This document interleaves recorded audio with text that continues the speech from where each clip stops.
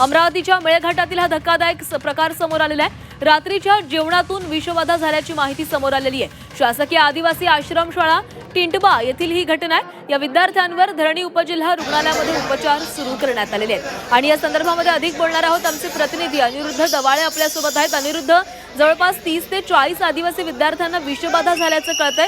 काय सध्याची परिस्थिती आहे? प्रकृती चिंताजनक आहे की सगळं काही व्यवस्थित आहे? सध्या जर पाहिलं तर धारणीच्या टिटंबा येथील आदिवासी आश्रमशाळेमधील 30 ते 40 विद्यार्थ्यांना जी आहे ती जेवणातून विषबाधा झाल्याची माहिती आहे। त्यांच्यावर सध्या धारणी येथील उपजिल्हा रुग्णालयामध्ये उपचार सुरू आहे आणि 2 ते 3 विद्यार्थ्यांची प्रकृती ही चिंताजनक असल्याचं बोललं जात आहे। रात्रीच्या वेळेचं जेवण जे आहे ते विद्यार्थी हे करत होते आणि हे विद्यार्थ्यांनी जेवण केल्यानंतर त्यांना ही विषबाधा झालेली आहे। या घटनेने संपूर्ण परिसरात जी आहे ती मोठ्या प्रमाणात खळबळ जी आहे ती उडालेली आहे।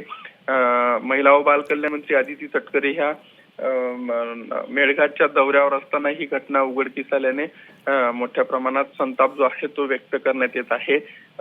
आदिवासी विद्यार्थी जे आहेत ते आश्रमशाळेमध्ये शिक्षण घेत असतात, मात्र अशा वेळी विद्यार्थ्यांना निकृष्ट दर्जाचं जेवण जे आहे ते दिल्याचं विद्यार्थ्यांनी सांगितलेलं आहे आणि त्यामुळे आता आदिवासी विद्यार्थ्यांच्या या निवासी आश्रमशाळेमध्ये विद्यार्थ्यांच्या जेवणाचा जो आहे तो प्रश्न ऐरणीवर आलेला आहे आणि येत्या काळात यावर काय उपाययोजना केल्या जातात याकडे सर्वांचं लक्ष लागल्याचं पाहायला मिळतंय। धन्यवाद अनिरुद्ध दिलेल्या सविस्तर माहितीसाठी। तर अमरावतीच्या मेळघाटामधली घटना आहे। शासकीय आदिवासी आश्रमशाळेमध्ये हा संपूर्ण प्रकार घडलेला आहे। जवळपास 30 ते 40 आदिवासी विद्यार्थ्यांना विषबाधा झालेली आहे।